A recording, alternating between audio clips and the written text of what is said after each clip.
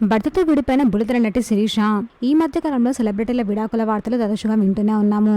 ఇప్పుడు బుల్లితెర నటి శిరీష కూడా తన భర్తతో విడిపోయినట్టుగా ప్రకటించారు. మొగలి రేకుల సీరియల్ తో సింధుగా యాక్ట్ చేసి తన చక్కనటితో ఎంతో మంది అభిమానాన్ని సంపాదించుకుంది శిరీష. తర్వాత బ్యాక్ టు బ్యాక్ సీరియల్స్ చేస్తూ అందరినీ అలరిస్తున్నారు. ప్రస్తుతం యూట్యూబ్ లో మంచి మంచి వీడియోస్ పెడుతూ అందరినీ ఎంటర్టైన్ చేస్తున్నారు.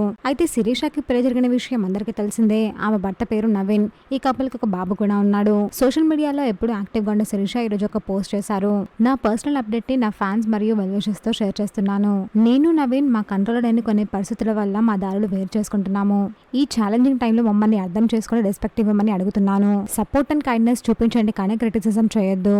నవీన్ మీద నాకు రెస్పెక్ట్ ఉంది. పబ్లిక్ కన్ను ఒకటి నా మీద ఉండడం వల్ల ఈ న్యూస్ అందరితో షేర్ చేసుకోవడం ఇంపార్టెంట్ అని నేను అనుకున్నాను.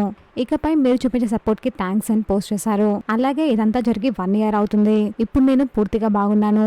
మీ అందరి కన్సర్న్ కి థ్యాంక్ యూ. నా ప్రోగ్రెస్ అప్డేట్ చేస్తాను అంటూ పోస్ట్ చేశారు శిరీష.